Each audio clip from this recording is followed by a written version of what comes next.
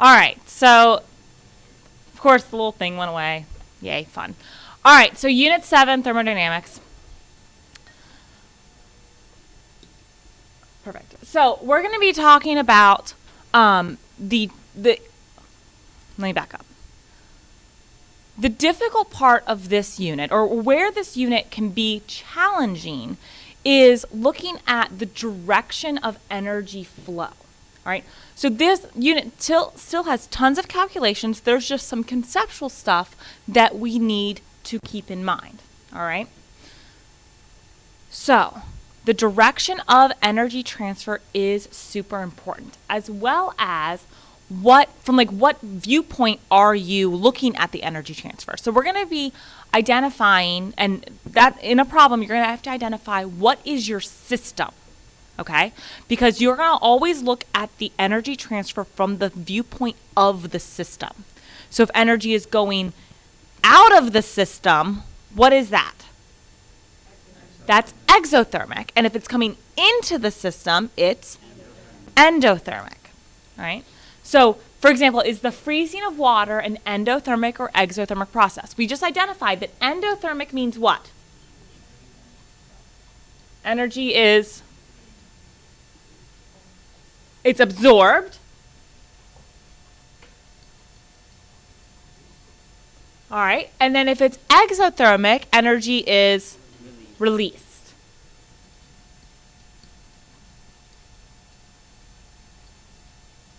All right. So in this case, is the freezing of water endo or exo? And then explain. So the water, in this case, is my system. So I'm trying to figure out to go from liquid water to solid water.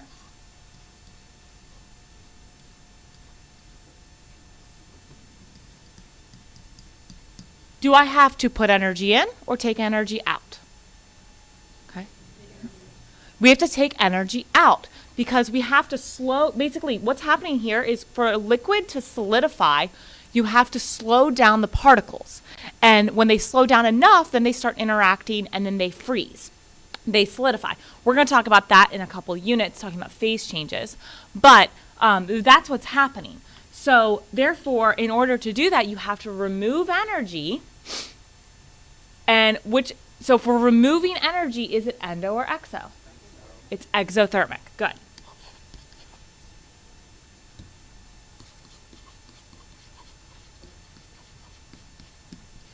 Exothermic because energy needs to be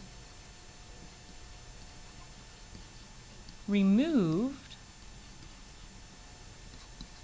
to solidify the water. Okay? All right, are there any questions on that? Yes, Joseph. Yes. So, okay. Where's the heat going? In order to go from liquid to solid, the heat is being removed. Where's it going to? In the air, the surroundings. The ice, is now cooler than it was before because it lost energy. Okay? The energy just escapes. It goes elsewhere to the surroundings. Okay? Hmm? Is it endothermic? It'll be hot and exo will be cold. Okay, so when you do a reaction and you feel it get warm, that is an exothermic reaction because you are feeling the outside of it, like you are part of the surroundings. So if you were holding a beaker in which an exothermic reaction was occurring, the reaction itself is releasing energy, but the energy is going into the surroundings, the beaker, your hand, stuff like that. Endothermic is going to feel cold because as you're holding, as you're holding it, if the reaction is absorbing energy, it's going to be absorbing it from its surroundings, including your hand. So that's why it's going to feel cold.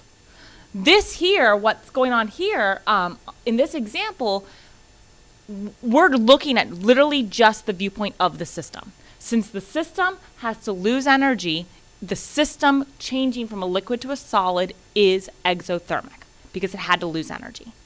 Okay? That energy is going to go somewhere. That heat energy is going to go somewhere. Your freezer takes it away. Okay? All right. So our next few examples are just going to be more of identifying the direction of heat transfer and like system surrounding stuff like that. Okay?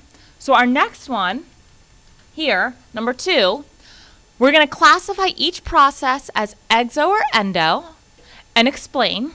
And then the system is underlined in each example to help you identify it, okay? We're going to do the first 2 together. So in the first one, your hand gets cold when you touch ice. So I'm holding an ice cube in my hand. My hand in this case is the system, okay? Is my hand gaining or losing energy? It's losing. Where's the energy going? Into the ice, which is the next example, but my hand itself is losing energy. That's why it gets cold. All right? So the direction of heat transfer would be from my hand to the ice, which means that this is exothermic.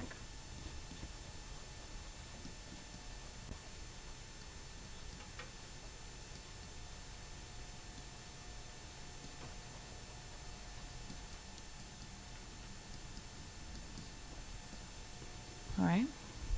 Now let's flip it. Same situation, but now I'm looking at it from the viewpoint of the ice. So my hand is holding that ice cube, and the ice is going to do what?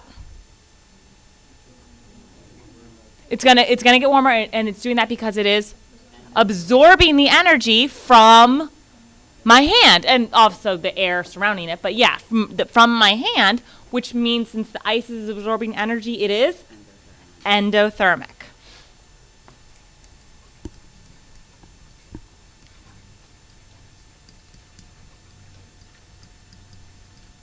Transfers?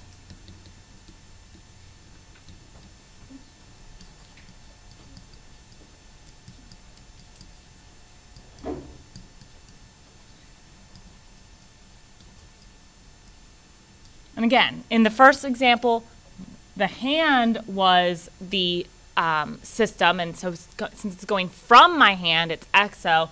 When it's going to something, it's endo. All right. Again, this is why identifying what your system is really helps. All right. For most of our examples, once we start doing calculations, the system is going to be whatever reaction we're doing. Okay. All right. So why don't you guys work on the next few? And I'm going to pause this. Nope. All right. So now that you've had time to work on C, D, and E, let's go over them. So in C, water is my system. Are we putting energy into water or are we taking out? We're putting energy in. So therefore it is endothermic. Okay. I'm not going to write down the explanation, but yeah, energy is going in. D, water vapor condenses on a cold pipe. Good, exothermic. In order to condense, we have to remove energy. I'll give you a hint. The phase changes, so solid to liquid to gas, that's always going to be endothermic because you're always putting energy in to make those processes occur.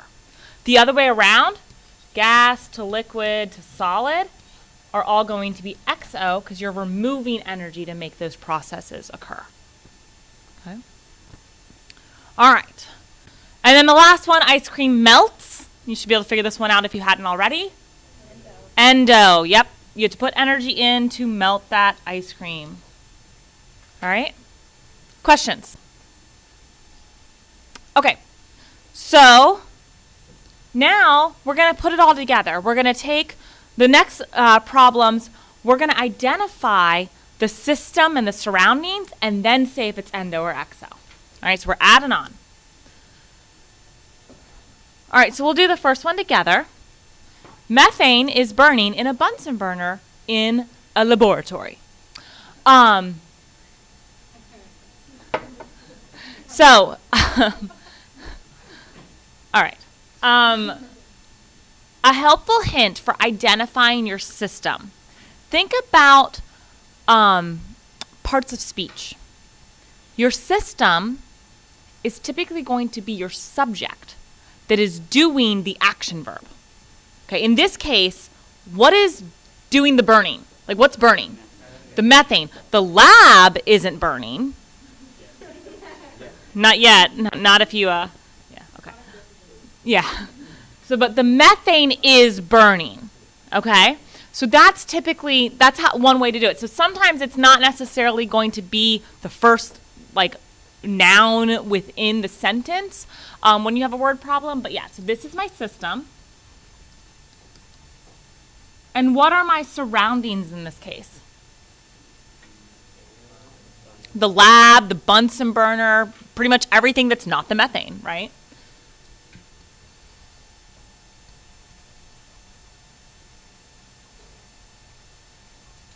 All right, so let's think about this. Is energy going into my system or into my surroundings? Into my system. So since energy is transferring from the surroundings to my system, it is endothermic. All right? Why don't you guys take a moment to try the second one?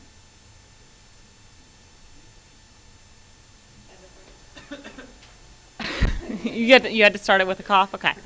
All right. So for B, water drops sitting on your skin after swimming evaporate. So what is evaporating? Is it the water drops or your skin?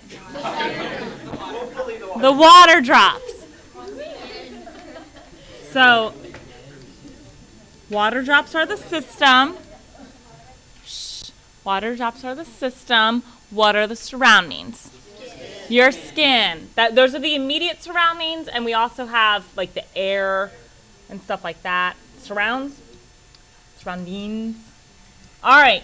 So which way is energy being transferred? From the surroundings to the system. So therefore it is endo again. Okay? All right. So the next problems involve calculations. So there are a series of calculations that were in your guided notes, which I know that you all did your guided notes homework prior to today's class. I know you did them all, okay? So I know that you're very well prepared for these problems, okay? So work is, let me back up. To calculate the change in internal energy of a system, two factors must be looked at.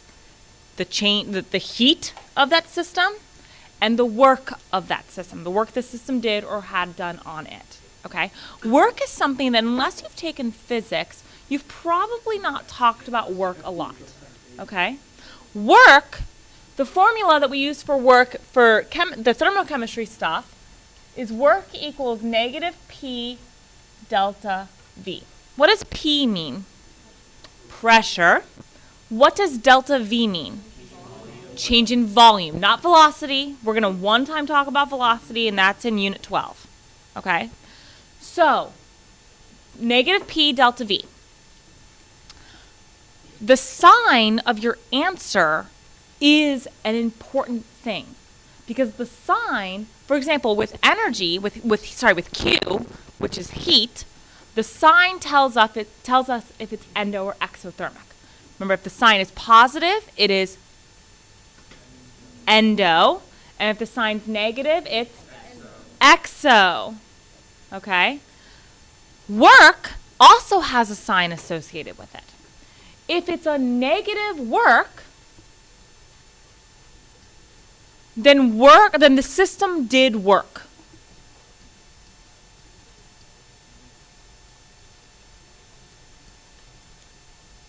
If it's a positive work, then work was done on the system.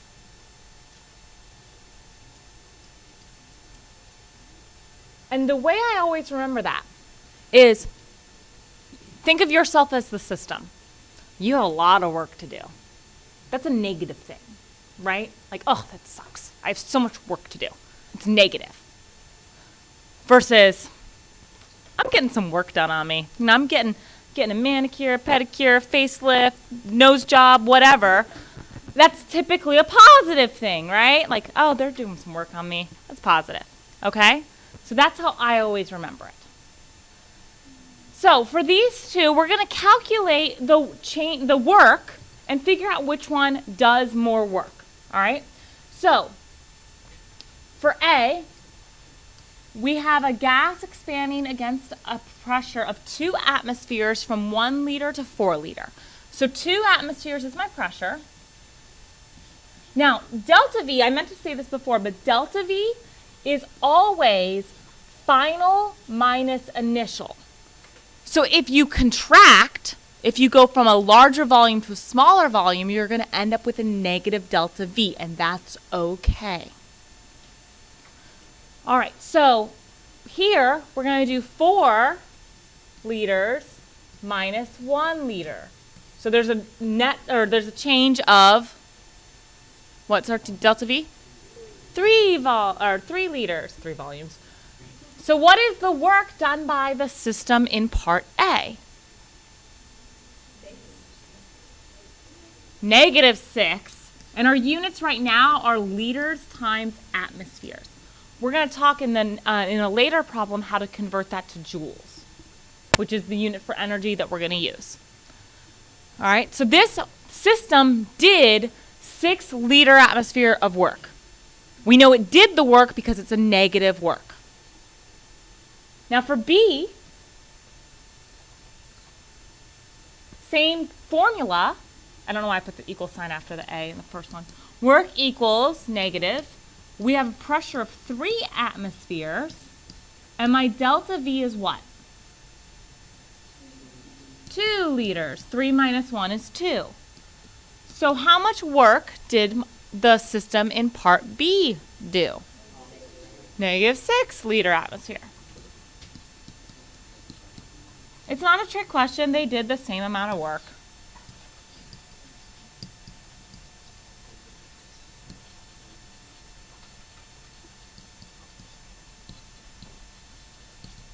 All right.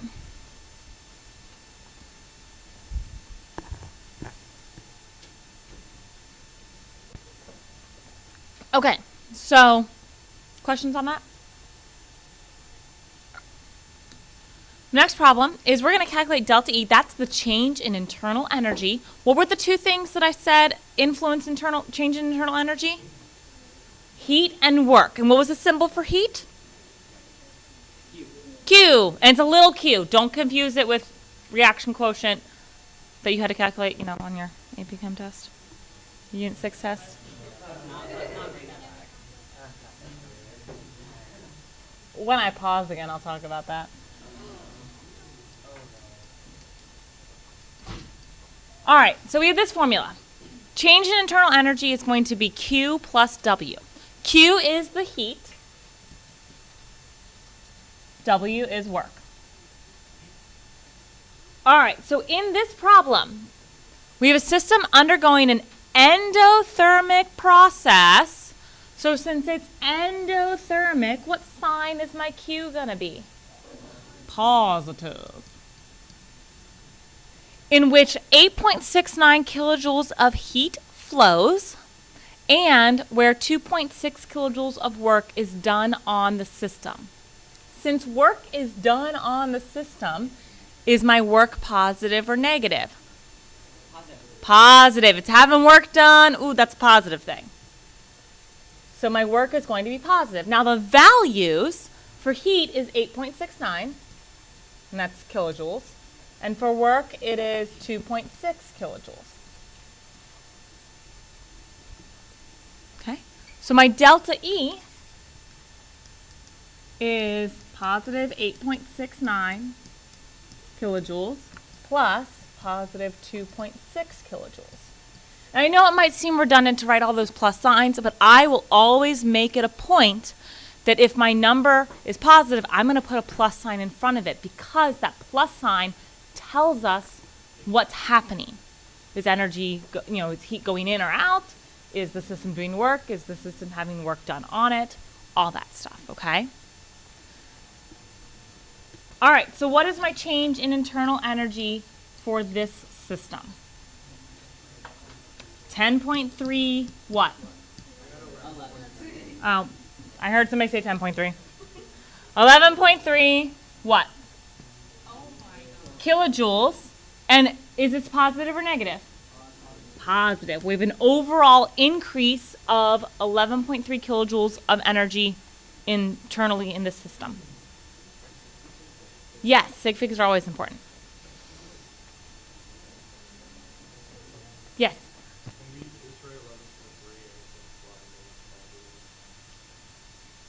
Yes. But you cannot write just 11.3. Why? Yeah, kilojoules. You have to include the units. But yeah, if you don't include a plus sign, that's fine. I'm not going to take off points. But it might help you if you do include plus signs so you can think through it.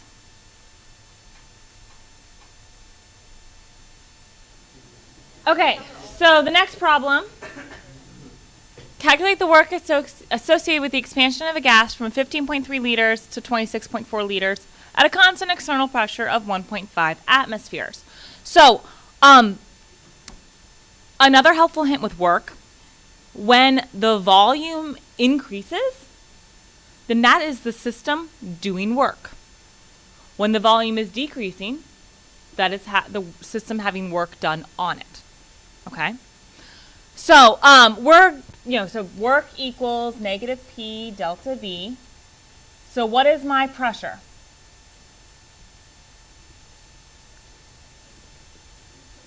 .5 atmospheres.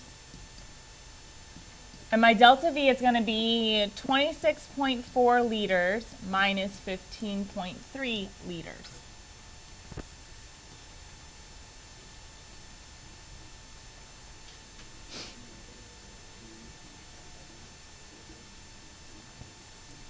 With proper sig figs? With proper sig figs? Negative 17 liter atmosphere. But we're going to convert this to joules. I said we were going to learn how to do this. Convert to joules. Because what if this was a problem where you were given the volume and pressure information to find work, and then you were given the kilojoules or joules of heat? You need to be able to put them together to find internal energy, change in internal energy. So to convert to joules, the conversion, and this was in your guided notes, so you should all know it, but just in case you might have forgotten it, 1 liter atmosphere equals 101.3 joules. And I have sad news for you guys. The work equation, the change in internal energy equation, and that conversion I just wrote up on the board are not on your formula sheet. So I would take some time between now and the Unit 7 test and commit, or maybe even by the Unit 7, like any sort of quiz or anything like that, I take the time to commit it to memory. Okay? So if we're going to convert this to joules, we have negative 17 liter atmosphere.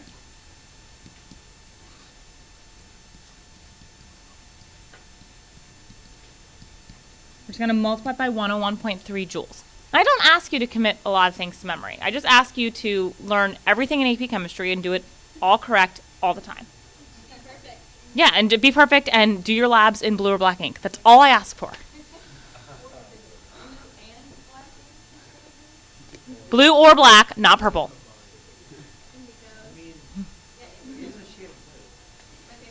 I could take the lab, I could take the pen and run an analysis on it and see what wavelength it absorbs to figure out if it's actually purple.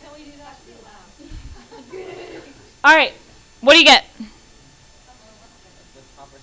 With proper sig figs. Is it 17,000 or 1,700? Units? Joules. Right, Joseph? Joules for Joseph, who's chatting. So, negative 1,700 joules. I just remembered that I actually already had a packet of this filled out, and yay. Okay, questions? All right, moving on.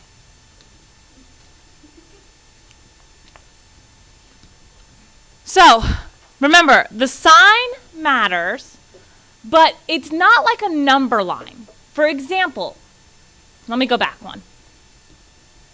Say you had a system that the work was negative 1,800 joules.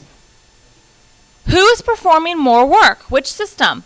The one that performed the negative 1,700 or the negative 1,800? Negative 1,800. Because it's not like a number line where, yes, in math, negative 1,800 is a smaller number than negative 1,700. In this, what does the negative sign tell us?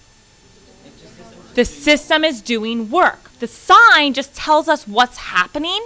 The value, the magnitude of the number tells us how much. So a system that the work is negative 1,800 joules, that means it's doing 1,800 joules of work, which is more work than the system that did 1,700 joules, okay? That same concept applies for heat and any other thing we're going to talk about during this unit. The sign of, that's a really tiny eraser, the sign of the number just tells us the direction of like energy transfer, flow, who's doing what, all that stuff, okay? All right, so now it is possible, like, so delta E equals Q plus W, right? If both heat and work are negative, your delta E is going to be negative because it's Q plus W, not times. So if you're adding two negatives, the only thing you can be is a negative. If both Q and W are positive, the only thing delta E can be is positive. But what if one's negative and one's positive? So that's what this problem is. So for A, an endothermic process that performs work. So if it's endothermic, what sign is my heat? Positive. My heat would be positive, and my work would be negative because the system is doing work. So if my work is negative and my heat is positive, and the value of my work is greater than the value of my heat, which is what these absolute value bars are saying, what would be my delta E then? Negative. Yay, math. I think I've said that on every single video at this point now. Yay, math. All right, and now what if, so again, work is negative, heat is positive, but now the value of my heat is greater, so my change in internal energy would be what sign? Positive. Okay. Now the other one, work is done on a gas, the gas being a system, and the process is exothermic. So if work is done on the gas, that's a positive. And heat would be negative because it's exothermic. It's being removed. It's overall decreasing heat. So if work is greater than heat, the values themselves, my internal energy would be what? Positive. And then it would be what sign if heat was greater? Negative. So it's just showing you that when they are opposite signs, when work and heat are opposite signs, it depends on the value, the magnitude of the values to tell you what sign internal energy would have. But it's all math, so yay. Yay, math. Yay, math with a purpose. Okay?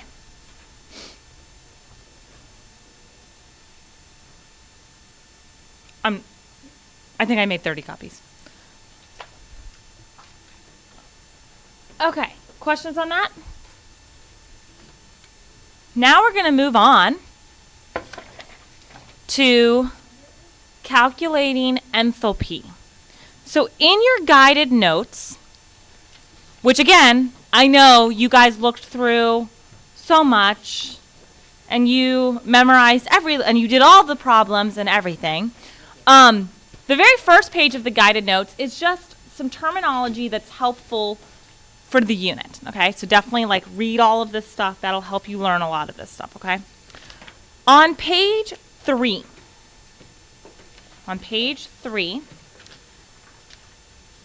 section 6.2 talks about how to do enthalpy and calorimetry. So enthalpy is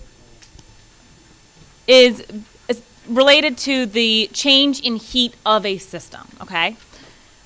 There are 5 ways to calculate enthalpy, okay? 5 ways. During this unit, we are going to learn 1 through 4. The 5th way is bond energies, and we're not going to learn that until unit 10. Yes, it is included in this unit, but I feel that bond energies are better put with when we do bonding, because you need to be able to draw out the Lewis structures to figure out what bonds are being broken, which ones are being formed. And so I do bond energy with Lewis structures with our bonding unit, which is going to be unit 10. Okay? Do I think that you guys could probably figure it out because you've already learned Lewis structures back in first year chem? Absolutely. But I figured this unit's already big enough. We'll just push it to unit 10. Ishika says, yes, a good idea. All right. So the first way to calculate enthalpy is through just plain old stoichiometry. Okay? So we have this reaction up here, and I was very nice and went ahead and balanced the reaction for you, so you're welcome. This reaction, it's the combustion of propane, C3H8, and it has a delta H, a change in enthalpy of negative 2,221 kilojoules. What does that mean? What does negative 2221 kilojoules mean? It's exothermic, which means it is doing what with heat? Releasing heat. How much heat is it releasing? Can we put a value with it? Well, it is releasing 2,221 kilojoules of heat. The negative just means it's being released. Yep. Now this amount of heat is being released for every, heat released, for every 1 mole of C3H8 that is being combusted. Okay? Why did I say 1 mole?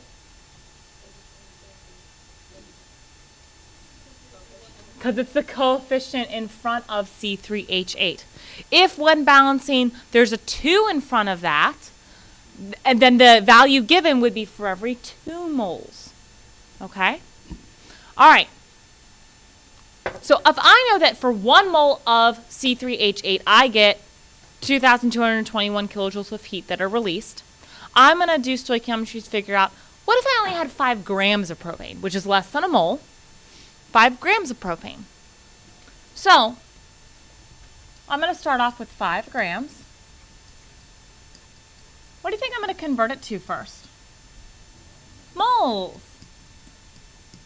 What do I need to put on the bottom? Molar mass, MM on the PT. My baby chem kids are about to learn this unit. They're starting the mole unit. They are so excited. They're learning today how to calculate molar mass. How to just add up the numbers in the periodic table. Yeah.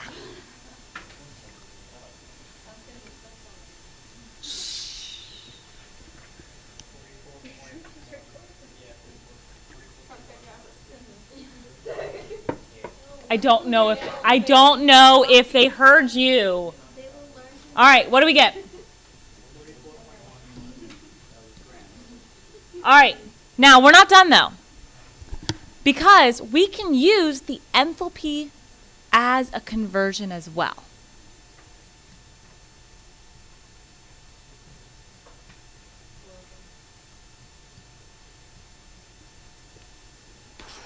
Mind's blown. Okay.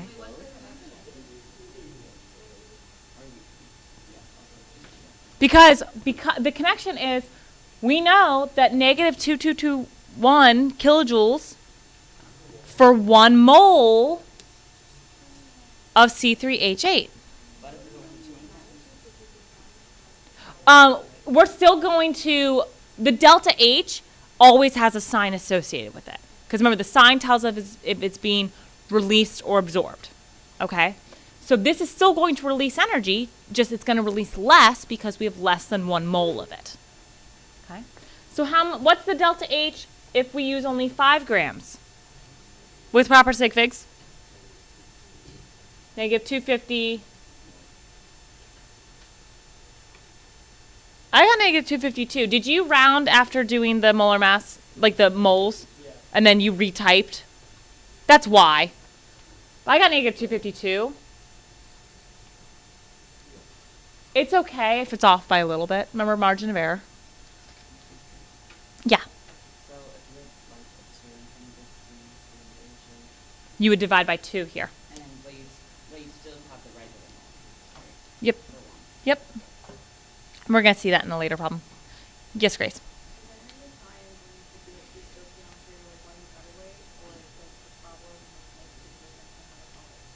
The problem makes a decision for how to solve it for you.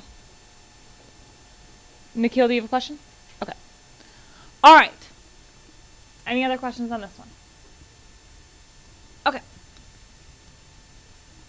So this one, the enthalpy of formation for Na2O is shown below, and we're told that 828 kilojoules of energy are released. Why are they released?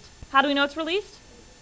It's a negative number for every... Well, we care about Na2O. So yes, for every 4 moles of Na that are used, and every 1 mole of O2 are used, and for every 2 moles of Na2O that are produced. Okay? So we want to know what is the amount of heat released when 1 mole of Na2O is formed or produced. Same thing. So I'm going to change that to 3 sig figs because I don't want just 1. So 1.00 moles of Na2O. I'm already in moles, so I don't need to do the molar mass calculation this time. So I'm just going to multiply by the delta H. What goes on the bottom? 2 moles of Na2O, because that's what's in the balanced chemical equation.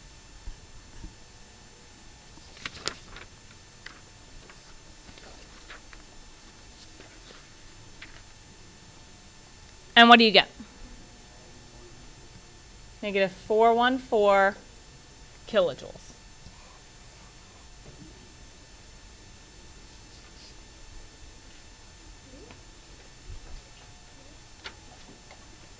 Okay? We good? All right.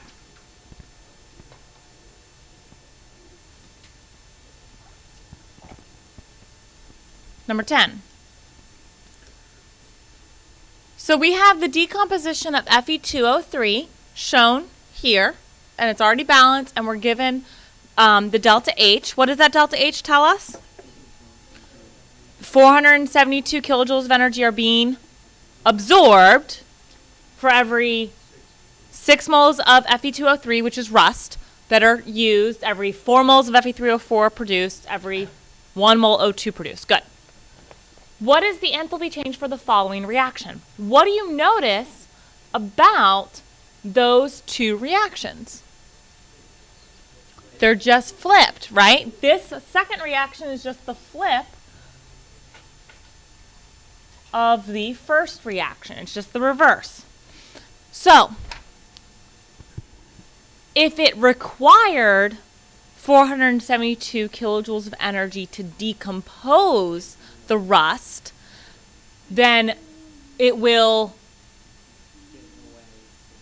release that same amount of energy to synthesize the rust. Okay? So if you flip the reaction, what you end up doing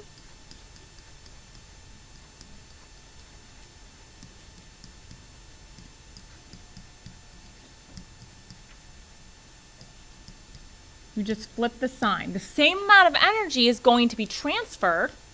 It's just now going, like in the first reaction, it was going into the system. In the second reaction, because it's flipped, it's going out of the system. Okay? So therefore, my delta H for my second reaction would be negative 472 kilojoules. Remember when we, back in Le Chatelier's principle, we wrote like heat on the correct side of the equation? Remember, if it was endothermic, like this, heat was a reactant. Well, heat is always going to be with Fe2O3, so when you flip the reaction, heat's going to then be a product.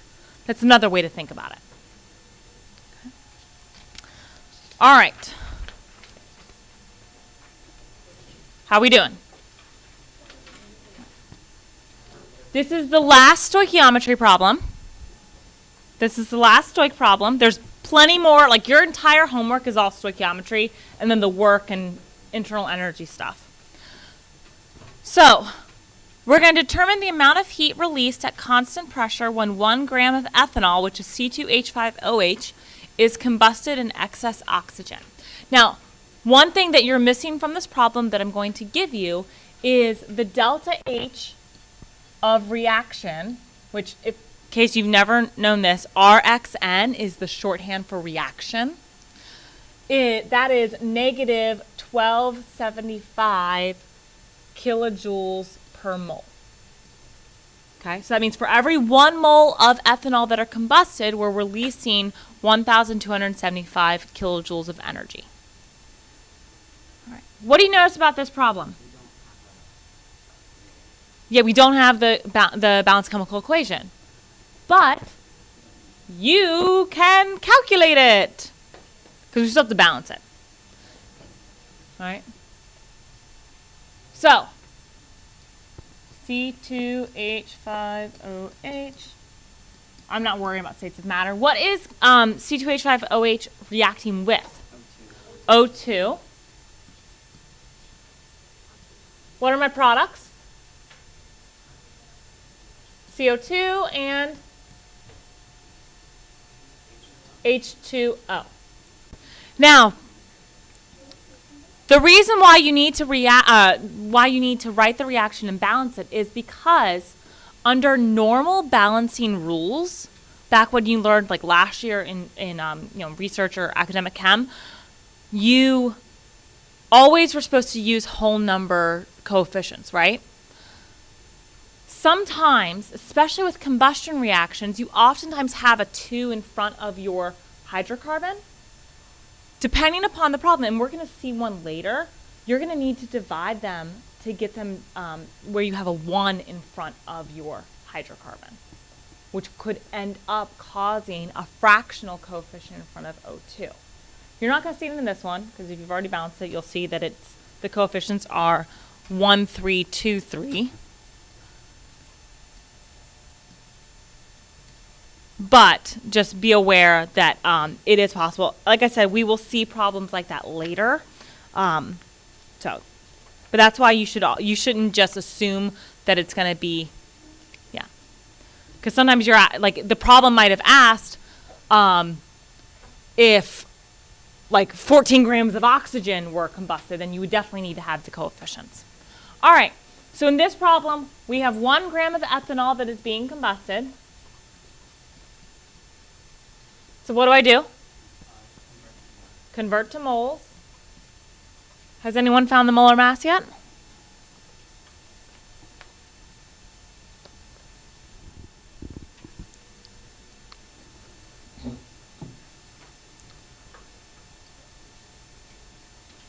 What'd you get? 46.08. That's what I got.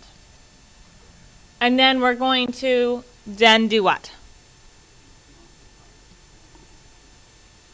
Yep, then we're going to convert it to energy using the delta H.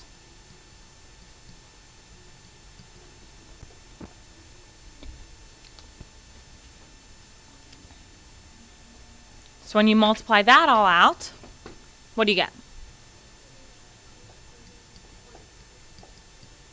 How many sig figs?